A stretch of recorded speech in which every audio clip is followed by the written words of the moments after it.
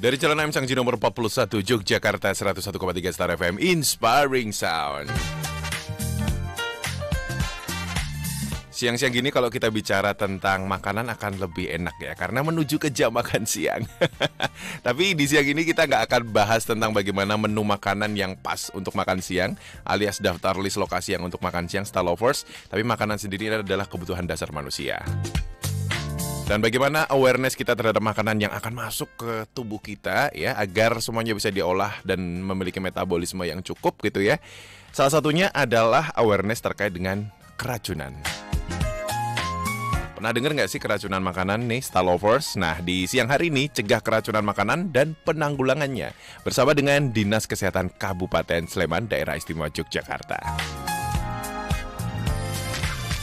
Oke, Ardi sudah bersama dengan Dr. Tunggul Birowo selaku Kepala Bidang Sumber Daya Kesehatan Dinas Kesehatan Sleman, dan juga Bapak Wahid Nur Hidayat, Sarjana Kesehatan Masyarakat, Magister Manajemen Rumah Sakit dari Subkoordinator Surveillance Dinas Kesehatan Kabupaten Sleman. Sugeng enjing atau siang ya? Sugeng enjing Mas Adi. Dr. Tunggul, Mas Wahid nggih. Menjelang siang. Menjelang siang ya. Ini kalau kata orang Eropa sih katanya masih pagi ya. Tapi karena kita Eropanya adalah utara dari Tugu, ya udah selamat siang saja ya. Sugeng siang semua Star Lovers, kita akan ngobrolin terkait dengan keracunan makanan nih ya Star Lovers ya. Karena ini sebenarnya satu hal yang common, cuman ada beberapa temuan yang kadang tidak terlaporkan, ada yang kurang aware dan sebagainya nih Star Lovers. Karena makanan sendiri seperti yang tadi Ardi mention di awal, dia adalah kebutuhan dasar manusia. Jadi kita harus aware terkait dengan hal tersebut. Nah, sebelum kita berbicara banyak terkait makanan, kita mau bicara tentang, karena yang hadir adalah pemerintah nih ya, yang mandega nih terkait dengan regulasi dan sebagainya. Ini Ardi pengen tahu dulu nih dari Dr. Tunggul terkait dengan kebijakan Dinkes Sleman terkait dengan keamanan pangan. Monggo. Ya, terima kasih Mas Adi. Selamat siang ya Star Lovers. Kami dari Dinas Kesehatan Sleman ingin menyampaikan sedikit informasi tentang kebijakan yang ada di Dinas Kesehatan terkait dengan keamanan pangan. Jadi pemerintah Kabupaten Sleman ini sudah memiliki peraturan daerah atau Perda terkait tentang pengawasan keamanan pangan. Perdanya adalah nomor 17 tahun 2020. Ya. Jadi kalau untuk Perda ini sebenarnya tujuannya apa? Ya, untuk menjaga pangan yang beredar di wilayah Kabupaten Sleman ini tetap aman, jika sehat, higienis, dan tidak bertentangan dengan agama, keyakinan, dan budaya masyarakat. Ini mungkin yang perlu ditekankan, kalau tidak bertentangan dengan agama, keyakinan ini ya. Jadi kadang-kadang kan kita memang terdiri dari banyak unsur ya masyarakat kita ya, dengan berbagai keyakinan ya. Nah, untuk keyakinan tertentu ya kita tentu tetap melindungi ya untuk kebutuhan mereka seperti itu. Makanan halal contohnya seperti itu. Itu tadi kenapa kok ada kalimat tidak bertentangan dengan agama, keyakinan, dan budaya masyarakat setempat. Oke, jadi pendekatannya cukup komprehensif nih ya. Nggak hanya bicara masalah higienis, tapi juga terkait dengan transkulturalnya, kebudayaannya, agamanya, gitu-gitu. Betul. Jadi kalau kita bicara tentang regulasi ini ya, berarti ada semacam standarisasi di dalam si regulator itu. Standarisasi apa yang harus dipenuhi, Pak? Untuk dari amanat Perda nomor 17 tersebut, kita memberlakukan ada sertifikasi produksi pangan olahan industri rumah tangga. Yang pertama itu ya. Kemudian yang kedua adalah sertifikasi pangan olahan siap saji. Kemudian yang ketiga, kita akan memberikan semacam stiker untuk makanan jajanan atau makjan ya, disingkat makjan. Ya, makanan jajanan, dan plakat higiene sanitasi. Plakat itu semacam ya piagam juga untuk yang warung atau toko makanan yang memang sudah mengikuti pelatihan seperti itu. Kemudian di perdanya tersebut juga mengamanatkan kami untuk melakukan sosialisasi dan promosi untuk jaminan mutu dan keamanan pangan, serta ada bimbingan teknis keamanan pangan untuk pelaku usaha pangan. Itu Mas. Oke, nah ini program-program yang tadi dikeluarkan semacam sertifikasi, kemudian pelatihan, itu dilakukan secara seperti apa teknisnya? Apakah periodik? Apakah tergantung case by case atau seperti apa? Jadi ini sudah menjadi program rutin di bidang kami, bidang sumber daya kesehatan, khususnya untuk kelompok substansi, farmasi, dan kesehatan makanan minuman. Jadi di bidang sumber daya kesehatan itu ada salah satu kelompok substansi yang mengawasi, ini namanya kelompok substansi, farmasi, makanan, dan minuman, Mas. Jadi biasanya kami udah ada anggaran rutin ya, setiap tahun itu mesti ada kegiatan pelatihan atau bimbingan teknis untuk keamanan pangan. Selain itu kami juga berkolaborasi dengan yang biasa kita lakukan itu dengan Dinas Koperasi dan Industri Kecil yang dari Provinsi DIY. Itu biasanya mereka dengan anggaran dari dana AIS atau dana keistimewaan juga mengadakan pelatihan untuk keamanan pangan. Seperti itu. Oke. Kolaborasi ya. Kolaborasi ya dengan Pemprov DIY dengan Kabupaten Sleman. Tapi tetap nanti sasarannya karena kami di wilayah Sleman ya untuk pengusaha-pengusaha pangan yang ada di wilayah Kabupaten Sleman. Seperti itu. Oke, menarik sekali nih ya. Fasilitas sudah disediakan oleh pemerintah. Nah, Ardi pengen tahu nih bagaimana Bapak melihat respon masyarakat nih selama ini dengan segala bentuk fasilitas yang sudah disediakan, apakah mereka cukup termotivasi, terus niatnya juga tinggi sehingga akhirnya membuat standarisasinya semakin bagus di semua kalangan. Ya, kalau tanggapan dari masyarakat memang positif selama ini. Jadi bagi mereka itu hal yang sangat berharga ya. Mungkin cara masak atau apa tuh mereka sudah paham ya. Tapi kita lebih menekankan di setiap pembekalan ini nomor satu harus aman dulu. Oke. Makanan itu boleh enak, boleh harganya murah, tapi kalau nggak aman nanti makanan jenengan nggak ada yang nyentuh lagi, kan seperti itu. Jadi nomor satu memang aman dulu. Syaratnya aman tuh apa? Higiene sanitasinya itu terjaga. Itu dari mana Pak? Ya dari Anda sendiri yang masak, kan tangannya ya harus bersih. Contohnya seperti itu. Dapurnya tentu ya jangan dapur yang asal-asalan mengolah makanan ya. Kalau bisa misalnya pengusaha tersebut atau industri rumah tangga itu punya kucing atau anjing yang berkeliaran di dapur juga itu kan tidak diperkenankan. Jadi seperti itulah kita pembekalannya. Nomor satu Anda kalau mau berusaha di bidang pangan aman dulu nomor satu. Ya nomor dua baru nanti enak cita rasa penampilan itu silahkan. Tapi nomor satu tolong dijaga amannya dulu. Gitu. Oke, safety first. Ya, safety first. Betul. Safety first. Apapun itu nih ternyata makanan juga harus safety first. Ya, betul. Mau murah, mau apapun gitu ya. Yang penting aman dulu. Oke. Dan Star Lovers ada bisa mendengarkan kita ya. Ini sekarang mungkin yang lagi ada di luar kota gitu ya. Ada bisa mendengarkan di www.starjogja.com, www.harianjogja.com live streaming. Ada bisa melihat bagaimana siapa yang lagi ngomong nih sekarang bersama dengan Dinkes Sleman. Ada juga Ardi di sini. Anda bisa langsung klik di website yang tadi Adi sampaikan atau mungkin via sound aja di Jogja Streamers, Radio Garden dan juga radioonline.com. Dan untuk Anda yang ingin langsung interaksi Anda bisa WhatsApp di 0818621013 atau juga bisa mention di Twitter @starjogja.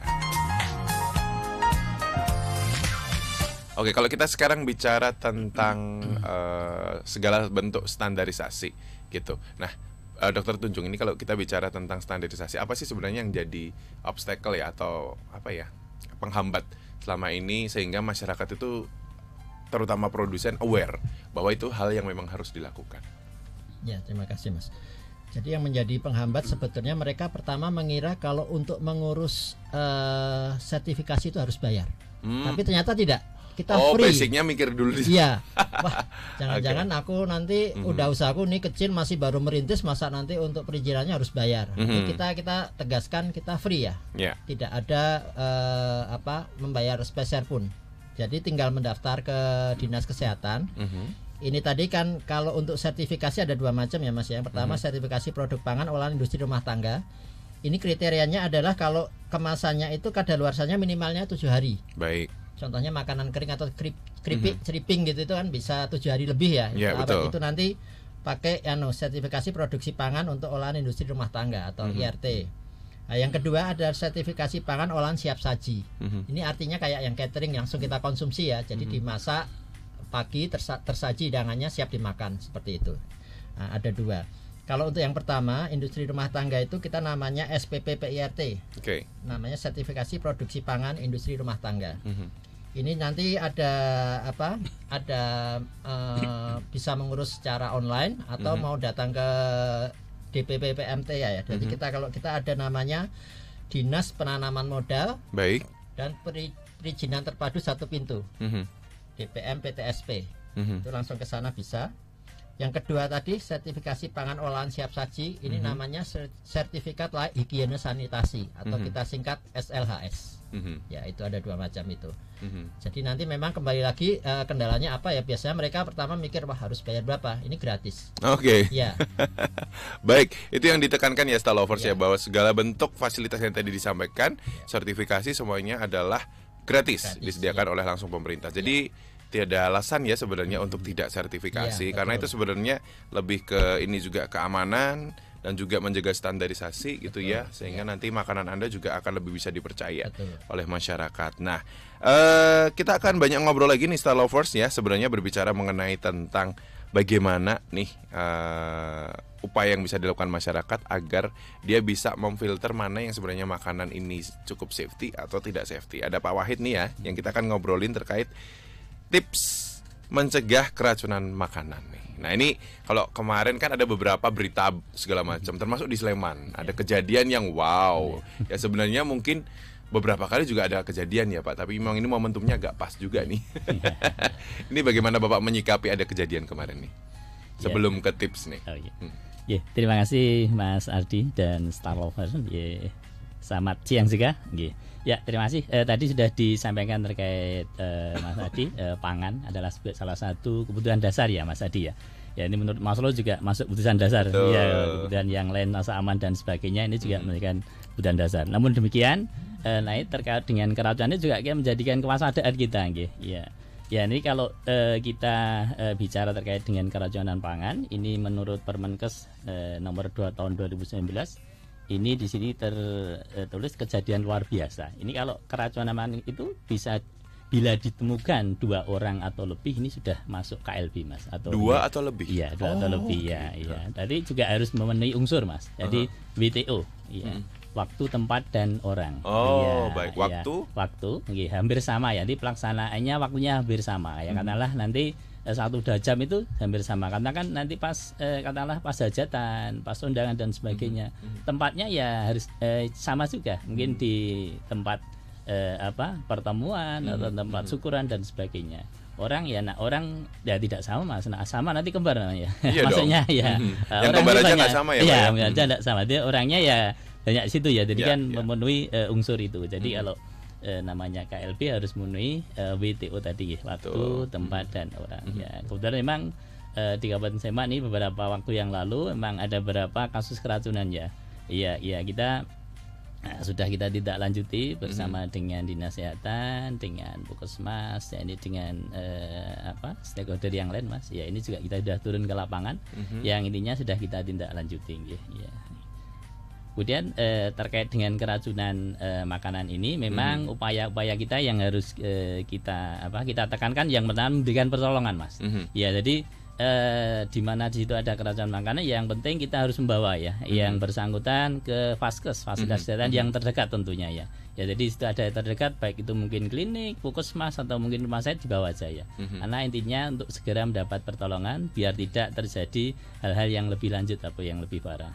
Ya kemudian setelah itu kita lakukan pendidikan epidemiologi Mas. Ya epidemiologi ini kan bersama dengan tim ya yang ada di Dinas Kesehatan, dengan puskesmas atau yang sekarang juga ada mahasiswa juga yang di tempat kami. Jadi kita juga turun ke lapangan terkait dengan melakukan penyelidikan epidemiologi. Ini bertujuan untuk mencari ya data-data berapa yang terdapat keracunan di situ, terus nanti mengumpulkan terutama nanti data-data yang keracunan makan atau ini ya. Jadi nanti kita kumpulkan jenis-jenis makanan yang kira-kira nanti peserta atau pelaku itu yang korban itu makan apa saja. Jadi kita identifikasi ya tujuannya salah satunya untuk mengerucutkan nanti itu ada seseorang atau kelompok itu keracunan dari apa, dari segi makanan apa ya.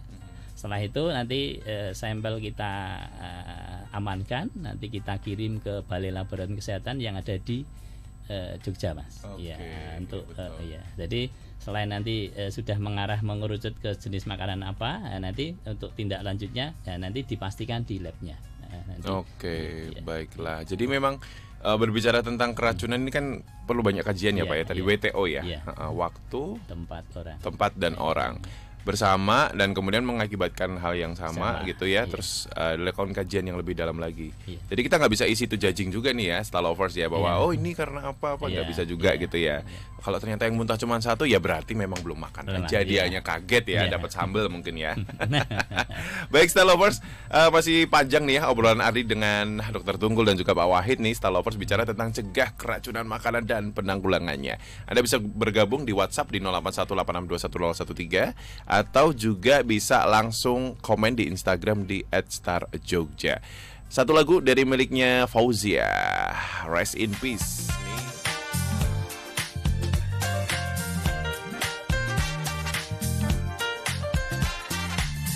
101,3 Star FM Inspiring Sound, masih bersama dengan Ardi dan juga Dr. Tunggul dan Pak Wahid di talk show spesial Cegah Keracunan Makanan dan Penanggulangannya. Masih semangat Bapak-bapak? Semangat. Masih dong ya. Kita masih bicara tentang Mas terkait keracunan makanan di Star Lovers. Nah, sebenarnya bagaimana sih Pak tips untuk mencegah keracunan makanan bagi masyarakat itu sendiri? Ya, terima kasih Mas. Tadi ya terkait dengan mencegah keracunan makanan. Ya, yang pertama menerapkan higienis sanitasi pangan, Mas. Ya, kita dimulai dari pemilihan bahan pangan ya.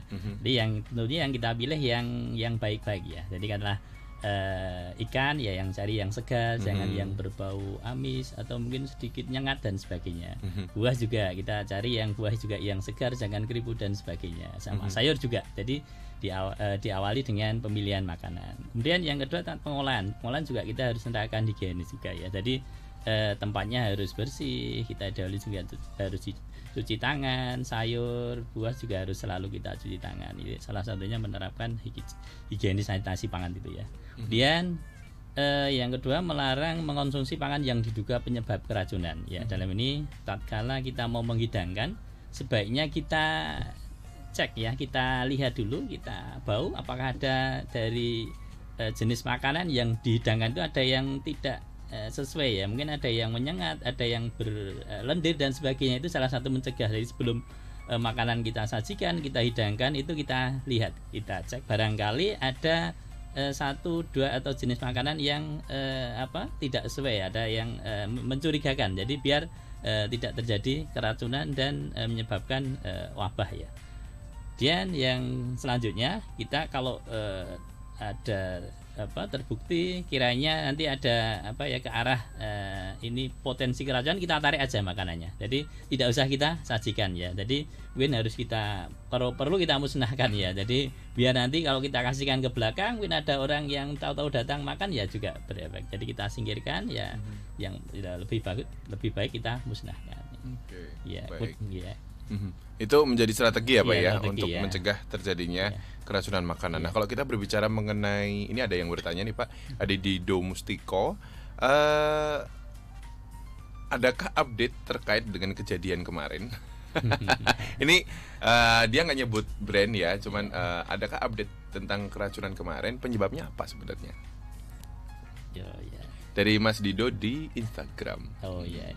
Ya mungkin sudah ada kajian mungkin Pak. Ya, Star Lover mungkin sudah sudah tahu ya. Ini kan sudah di media massa ya, media massa sudah tersebar ya. Memang kita baru tahap penyelidikan ini ya, Mas Adi. Memang ya baru diduga aja ya. Nanti arahnya ke ya memang sudah kita amankan yang jelas, sampelnya sudah kita amankan ya, kita cek ya memang ada satu jenis makanan yang ini diduga ya, tapi baru kita simpulkan. Diduga ya? Ya diduga. Diduga ya Star Lovers ya. Ya, jadi memang kita kemarin juga sempat ini ya mengirimkan Google Form yang kita sebarkan ya, Google Form yang telah terisi. Nanti kan kita cek, kita lihat nanti siapa makan apa, makan yang terbanyak apa, nanti yang menyebabkan itu diduga keracunan apa ya, nanti sebenarnya secara bisa kita arahkan ke sana. Namun demikian sambil menunggu hasil labnya ya, karena ini di labnya di BLKK ini belum jadi ya, karena baru kita kirim Sabtu kemarin ya.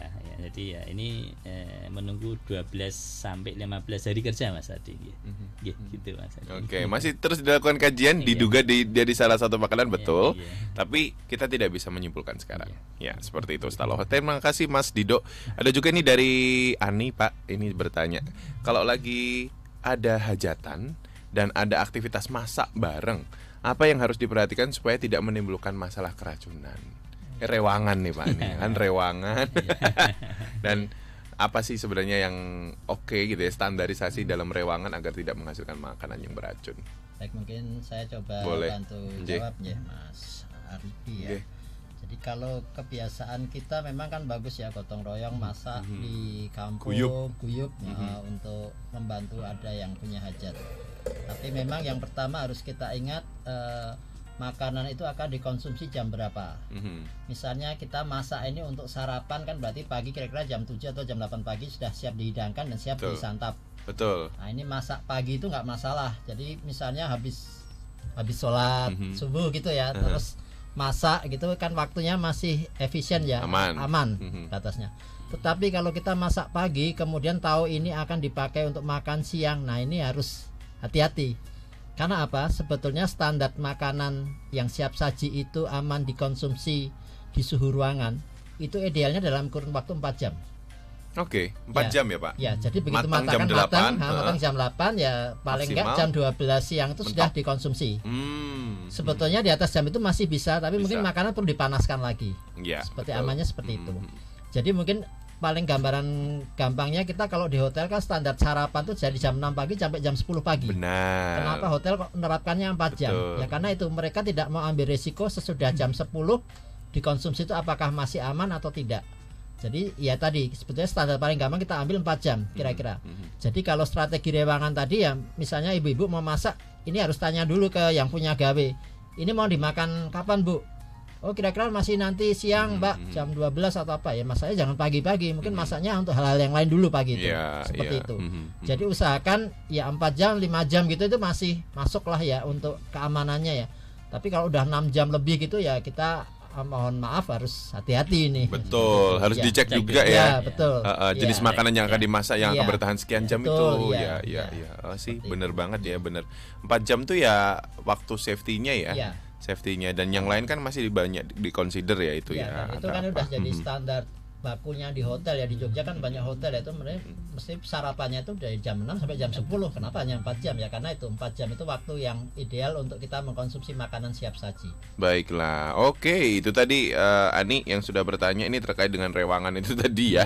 Concern terkait dengan kapan dia akan disantap ya, dan jam berapa dia ready, terus kemudian kapan disantap itu akan menjadi sebuah batasan sehingga akan mengontrol si makanan itu sendiri. Nah kalau kita bicara tentang tadi sebenarnya sudah kita review juga nih ya Pak Wahid, bicara tentang bagaimana kalau kejadian keracunan tadi kita sudah cek gitu ya, mulai dari epidemiologi sampai pengambilan spesimen dan sebagainya ke lab dan sebagainya. Nah sekarang kalau kita bicara mengenai apa yang sebenarnya bisa dilakukan untuk mengontrol segala hal faktor risiko nih Pak, bicara tentang keracunan nih. Ini kan kadang masyarakat agak, tadi sudah beberapa dimention sih, cuman kayak ada beberapa yang kayaknya nggak ngeh bahwa itu tuh ternyata juga jadi faktor risiko, bahwa makanan itu akan bisa terjadi berubah sifatnya. Terus ya sudah gitu. Karena Ngardi sendiri nggak hanya bicara masalah di hajatan juga ya, di beberapa tempat makan yang mungkin biasanya terbiasa nggak masalah, tapi ada masalah juga. Yang jadi susah kan kita nggak kenal tuh satu dengan orang yang lain di situ. Akhirnya kajiannya kan juga, oh yang di sana nggak masalah, di sini nggak masalah dan sebagainya. Padahal tadi kan ada WTO juga ya Pak.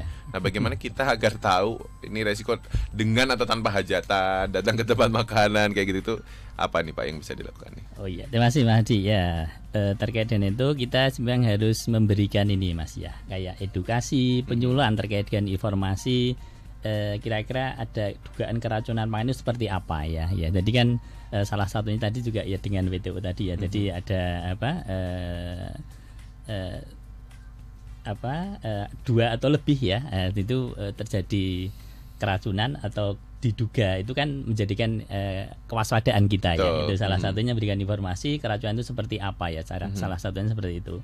Dan kita juga di masyarakat ini juga kalau bisa itu membantu kelancaran terkait dengan upaya penanggulangan ini. Dalam hal ini kadang itu masyarakat ini ya enggan berikan informasi ya. Tatkala mungkin kita diundang tatkala syukuran, mungkin hajatan yang notabene ini maaf gratis ya, ya diundang pulang dibawani ya oleh-oleh dan sebagainya. Nah tatkala kok di rumah kok keluhan ada mual, mutah, pusing itu enggan mau melapor ya. Tapi sebenarnya itu tidak apa-apa ya. Ini kan ya tidak akan di ranah hukum kan ya ibaratnya. Jadi untuk mengetahui apa dugaan itu dari mana dan ini makanan jenis apa ya. Tujuannya nanti kan kita bisa memberikan ini ya informasi, mungkin kita edukasi ke penjamah makanan. Oh, tatkala mungkin kita melakukan pembinaan makanan itu yang harusnya menyajikan seperti ini, makanan seperti ini tidak usah disajikan, memilih makanan dan sebagainya salah satunya upaya-upaya kita. Jadi itu nggih. Kemudian menggerakkan motivasi masyarakat untuk penanggulangan KLB keracunan wayang ini dengan tujuan juga biar bila terjadi KLB keracunan makan bisa segera teratasi, nggih. Jangan memperberat kasusnya ya. Otomatis kalau kasus itu segera teratasi ya hal-hal yang tidak diinginkan itu tidak terjadi, Mas. Ya mungkin gitu, Mas Adi. Betul ya. Ini kerjasama juga nih ya, nggak cuman kita sendiri nih ya kalau kita assessment gitu Star Lovers, karena ya yang tahu panjenengan semuanya ya terkait makanan itu sendiri ini Star Lovers ya. Nah kalau kita berbicara tentang expired date nih Pak, nah ini kan juga jadi bahasan di masyarakat. Ini ada juga Tito yang bertanya, sebenarnya kalau makanan expired date itu masih boleh dimakan nggak sih? Karena ada yang bilang expired itu ya cuman nggak layak, tapi sebenarnya masih enak dimakan juga. Gimana penjelasan dari Bapak? Oh ya, terima kasih Mas Adi. Jadi kalau mengenai expired date itu sebetulnya batas aman ya. Kita tidak ambil risiko untuk potensi itu artinya belum tentu terjadi, tapi bisa saja terjadi. Ya. Jadi misalnya expired date pada hari ini, kita mungkin besok makan ini sebetulnya nggak apa-apa. Iya. Ini jangan terus kemudian diterima mentah-mentah nih ya Star Lovers ya. Jadi pengertiannya kembali gini, kalau makanan kemasan tadi yang saya katakan dengan perizinan PIRT itu kan umurnya 7 hari lebih ya. Misalnya expired date-nya ya tadi kita ambil contoh, kita makan keripik pisang hari ini expired date. Itu sebetulnya masih nggak apa-apa, terus terang nggak apa-apa. Tapi kenapa kok pengusaha makanan itu ngasih batasan? Itu kan sebetulnya untuk kita lebih berhati-hati ya. Dan ini juga ada hubungannya dengan dia pada saat dia menitipkan barang itu di toko, itu kan mungkin saatnya narik sebelum expired date ya. Jangan sampai masyarakatnya beli barang yang terpajang sudah expired date. Kemudian yang nomor 2 yang harus diingat juga, meskipun belum expired date, tetapi kalau kemasan sudah rusak jangan diambil. Karena bisa jadi batasan makanan yang semula sampai hari ini bisa jadi dia hari-hari sebelumnya itu sudah rusak karena masuknya udara, masuknya debu di makanan kering tersebut. Padahal jadi standarnya jelas ya Pak ya. Iya betul. Jadi sebetulnya untuk yang kalau tadi Mas Wahid sudah menyampaikan tentang pemantauan yang secara umum, kalau kita untuk yang makanan kemasan itu sebetulnya kalau BPOM itu ada panduannya namanya ceklik. Ceklik itu KLIK ya. K-nya yang pertama adalah pastikan kemasan kondisi baik. K yang pertama. Kemudian L-nya baca informasi pada label. Biasanya kalau makanan kemasan ada label ya, ada kandungan gizi, ada termasuk ada expired date-nya tertulis di kemasan situ. Kemudian yang I, pastikan ada izin edar dari Badan POM, BPOM. Biasanya ini bisa kita cek juga, ada di cek bpom.pom.go.id. Ini nanti kita pakai gadget bisa ngecek di situ. Kemudian yang K terakhir, pastikan pangan tidak melewati masa kadaluarsa. Jadi itu, jadi ceklik kalau itu makanan kemasan seperti itu. Itu panduan gampang sih. Jadi gampangnya dan lisensinya juga jelas. Nah ini ada Yeni di Kusuma Negara. Ini saya pedagang makanan tradisional. Apakah pedagang makanan tradisional juga harus mendaftarkan hal-hal yang tadi disebutkan terkait dengan adanya expired date dan sebagainya?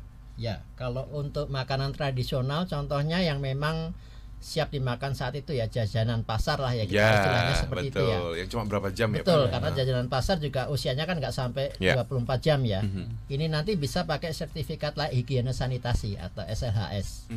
Di Kabupaten Sleman di Dinas Kesehatan nanti mbaknya bisa datang minta informasi tentang pengurusan SLHS. Jadi sertifikat layak higiene sanitasi. Jadi tadi ada 2 sertifikat. Sertifikat pertama untuk yang makanan yang awetnya umurnya 7 hari lebih ke atas, itu tadi kayak makanan kering. Nah, kemudian kalau yang jajanan makanan tradisional ini kan umurnya nggak sampai sehari ya, ini nanti pakai sertifikat higiene sanitasi seperti itu. Jadi nanti kalau sudah ada SLHS itu paling tidak kita bisa membekali ke pedagang itu tadi, masalah dia udah nyiapkan kuenya ini jadinya jam berapa, dia tahu. Iya. Tadi idealnya 4 jam tuh monggo silahkan dijual. Nah, setelah itu mungkin ditarik dia bikin lagi ya. Betul. Seperti itu ya. Itu udah konsekuensi ya Pak? Iya konsekuensi. Kalau laku nggak laku ya udah segitu. Jangan terus dipaksain dijual sampai malam udah nggak nyaman ya. Iya. Karena biasanya kami mengingatkan lagi ke teman-teman yang usaha pangan itu, Anda bikin usaha pangan kan tidak hanya untuk umur sebulan 2 bulan ya, pengennya seterusnya awet, sustain ya. Tapi begitu ada satu kasus dan kebetulan yang kena Anda itu nanti langsung namanya drama jatuh. Ya, namanya langsung jatuh, langsung tidak dipercaya itu intinya. Betul. Ini kan konsepnya sustain apalagi makanan nih ya. Betul. Nah, konsekuensi yang luar biasa nih kalau berbicara tentang makanan itu tadi, karena ada beberapa tempat yang Ardi lihat tuh kayak misalnya kalau sore mereka akhirnya bikin promo tuh Pak, ya buy one get one atau apa untuk menjaga freshnya makanan itu, mau brand gede yang ada di mall-mall ataupun brand jajan pasar yang ada di jalan-jalan gitu, kayak itu salah satu strategi juga. Maksud Ardi di sini apakah memang hal-hal seperti itu cukup solve the problem ketika nanti dia ingin menjaga freshnya, atau seperti apa mungkin kalau gambaran dari dinas untuk makanan-makanan yang terbatas kayak gitu-gitu? Kalau dia memang ada strategi menjual dengan diskon pada saat jamnya sudah sore, kan memang sebetulnya menekan kerugian dari usaha tersebut. Yang penting uang masuk operasional. Nah, itu memang dikembalikan ke kita selaku konsumen ya, mau beli atau enggak. Karena ya tadi sebetulnya batasan ED itu kan tidak harga mati sebetulnya ya. Kita lebih menganggap tadi contohnya yang saya katakan, kenapa 4 jam itu dipakai sebagai patokan, karena itu 4 jam memang yang jelas aman lah, nggak usah dipanasin, nggak usah dikukus lagi, makanan itu mau dimakan ya masih aman. Tapi sesudah 4 jam apakah nanti pasti jadi keracunan kan juga belum tentu. Di situ tuh kita katakan ini keputusannya pada konsumen ya, apakah mau ngambil. Ntar kalau ada apa-apa lapor Pak itu nanti. Seperti itu. Nah, tadi kalau untuk strateginya usaha ya betul, memang dia setelah jam sore makanan itu belum laku, memang dia kasih potongan harga sampai 50%, kadang 60%. Wajar ya wajar saja sih. Seperti itu. Dan semuanya kembali ke konsumennya juga ya. Ya ini sama yang tadi kayak Mas Wahid sampaikan ya, kalau kita yang makanan catering tadi ya, kalau udah basi ya sebaiknya kan jangan dimakan. Intinya kalau kita nggak makan itu ya mesti nggak terjadi keracunan. Tapi kadang-kadang kita saking laparnya atau tidak peduli, udahlah nggak apa-apa dimakan aja, toh ada asam lambung di situ. Kucekannya gitu ya. Katanya gitu. Asam lambungnya kan nggak ngatasin keracunannya. Betul. Padahal asam lambung Anda it doesn't work ya. Iya betul. Baiknya juga Mas Adi. Yang penjual tidak serta-merta membuat diskon statement ini terus dijual biar lagi, paling enggak ya harusnya juga dicek juga ya. Barangkali makanan-makanan ini yang layak enggak itu ya tepo lah. Jadi kan tidak serta-merta terus sama-sama kok ini ternyata sudah enggak layak, enggak usah lah disingkirkan dah, barangkali seperti itu tambahnya Mas Adi ya. Betul. Bahkan kadang di daerah gitu ya Pak, di kanan kiri saya itu juga dengan confidence-nya bahwa ini itu memang sebenarnya sudah expired tapi masih layak dimakan. Artinya ini reseller Pak malahan jatuhnya, bukan si produsen. Tapi reseller kayak yang benar-benar kayak ya sudah ini masih pantas dimakan, ya sudah kalau Anda mau beli ya silakan beli, kalau enggak ya enggak gitu. Dalam arti padahal tulisannya udah jelas ini udah expired nih. Tapi kan kadang ada beberapa spare waktu ya, yang kadang kita juga ikut dalam tanda kutip menikmati. Yang akhirnya ada beberapa reseller yang menggunakan itu sebagai cuan concern nih ya. Ini gimana nih Pak tanggapan Bapak terkait yang gitu-gitu? Kembali ke konsumen juga ya sebenarnya. Betul. Jadi kembali lagi itikat baik itu ada di dua belah pihak ya. Sebagai penyedia maupun kita sebagai konsumen, kita kan sama-sama beritikat baik ya. Anda berjualan tentunya ya tadi kembali lagi tidak ingin mencemarkan nama baik Anda sendiri atau mencemarkan nama baik produk yang Anda jual seperti itu. Yang nomor 2, masyarakat juga tidak ingin rusak kepercayaan terhadap Anda kan, seperti itu. Makanya sebetulnya itu tetap dua belah pihak berperan ya. Masyarakat punya hak karena dia yang beli, memutuskan aku mau beli atau enggak. Itu ada di konsumen. Betul. Yang kedua pedagang itu dia mikirnya jangan hanya sekedar cuan, tapi tatkala dapat duit banyak tapi timbul masalah keracunan, apakah dia siap dengan itu? Betul. Tomboknya itu lebih banyak ya.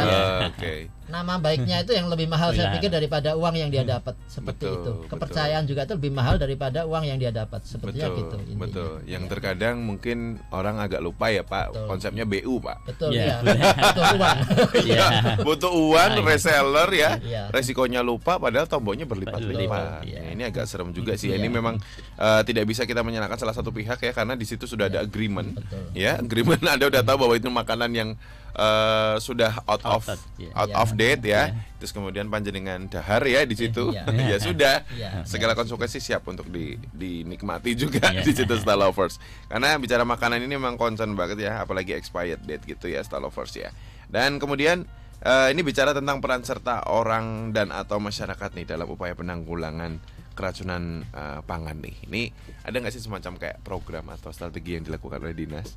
Ini kan ada masyarakat juga, ada kader, ada apa gitu. Biasanya seperti apa nih Pak komunikasinya dengan masyarakat? Oh iya, ya ini kalau di tingkat dinas kita juga koordinasi dengan Puskesmas. Ya kadang kita juga mengundang pertemuan dengan Puskesmas, dengan klinisi. Ya ini terkait dengan edukasi, informasi terkait keracunan pangan ini ya. Jadi bagaimana makanan itu disajikan, bagaimana kalau terjadi kejadian keracunan, kita sudah selalu berkoordinasi dan periodik kita juga mengundang nanti di tingkat bawah, di tingkat Puskesmas juga. Jadi Puskesmas juga memberikan edukasi penyuluhan ke masyarakat ya, nanti ke kader, ke warga masyarakat, mungkin di tingkat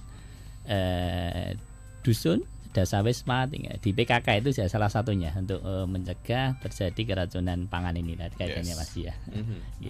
Jadi gitu, dan Mas. Apalagi kalau kita bicara tentang kader ini kan garda terdepan ya untuk menyampaikan ke masyarakat gitu. Oke, hemat boleh, BU boleh, tapi aware wajib juga nih ya Star Lovers. Oke, nggak kerasa nih Star Lovers ya, 54 menit lebih dari pukul 10 pagi kita ngobrol banyak terkait dengan peracunan dan juga cara penanganannya. Tadi sudah di-mention semua dan termasuk standarisasi bagaimana usaha Anda ataupun makanan yang akan Anda konsumsi ini cukup safety untuk Anda bisa nikmati gitu Star Lovers. Mungkin ada closing statement dari Dr. Tunggul atau Pak Wahid nih terkait dengan keracunan dan penanggulangannya, monggo. Ya, terima kasih. Jadi mungkin sebagai statement penutup untuk acara pagi hari ini adalah Bapak Ibu pelaku usaha pangan, ini kita usul ya, kalau yang terutama makanan siap saji yang dari konsumsi dalam waktu hanya beberapa jam, itu tolong dituliskan di kerdusnya atau kotaknya itu maksimal atau baik dikonsumsi sebelum jam berapa, seperti itu. Kalau yang makanan kemasan kan sudah ada expired date ya, habis bulan tahun ada seperti itu. Tetapi kalau makanan yang hanya dikonsumsi dalam waktu jam-jaman ini kan biasanya hanya tersedia kerdus atau ada tulisan ininya ya, pengusahanya rotinya apa, tapi baik dikonsumsinya itu belum muncul. Jadi ini mungkin yang perlu mulai dibiasakan untuk Bapak Ibu yang punya usaha bisnis makanan siap saji, itu tolong ditulis paling tidak tadi makanan ini bagus dikonsumsi sebelum jam 12 siang misalnya. Nah nanti masalah konsumennya mau makan sudah jam itu kan udah menjadi resiko dia ya, karena kita sudah memberikan semacam informed consent ya, kalau di dunia kedokteran ada informed consent ya, nanti tindakan ini akan berimplikasi seperti ini. Ini sama Anda mengkonsumsi sebaiknya sampai dengan jam sekian. Setelah melebihi jam itu ya itu menjadi konsekuensi dari konsumen, seperti itu contohnya ya. Baik, Pak Wahid. Ya, terima kasih Mas Hadi. Mungkin sedikit ya terkait dengan keracunan pangan ini. Tentunya mohon nanti pelaku usaha, mungkin masyarakat ini selalu memberikan informasi ya, terkait dengan keracunan. Yang intinya tidak menutup-nutupi kalau di situ terjadi keracunan ya. Dan yang kedua membantu kelancaran terkait dengan pelaksanaan penanggulangan. Dalam hal ini biasanya kan kalau ditanya ya mohon nanti bisa dijelaskan. Kemudian kita juga mohon nanti masyarakat bisa mengamankan salah satunya sampel ya, karena kan sampel itu menjadikan bahan yang penting, bahan yang salah satu juga utama nanti untuk dilanjutkan untuk pemeriksaan. Selain nanti kita pendataan ke masyarakat, ke korban, itu juga sampel itu nanti kan kita harus kita amankan dan kita periksa ke BLKK dalam hal ini untuk mengetahui bahwa nanti keracunan itu dari jenis makanan atau jenis sampel yang mana itu ya. Mungkin itu Mas Adi ya. Jadi baik, oke. Star Lovers, itu tadi obrolan kita terkait dengan keracunan makanan dan penanganannya. Makanan adalah kebutuhan dasar manusia yang harus kita aware di dalamnya, termasuk hal-hal standarisasi agar apa yang masuk ke tubuh kita pun juga berkualitas. Itu tadi. Terima kasih Dr. Tunggul, terima kasih Pak Wahid dari Dinkes Kabupaten Sleman. Semoga obrolan-obrolan kita hari ini bisa bermanfaat buat masyarakat. Amin. Karena informasi, edukasi itu tadi concern ya terkait dengan makanan yang safety untuk kita semuanya. Ardi Sarjono pamit, selamat siang.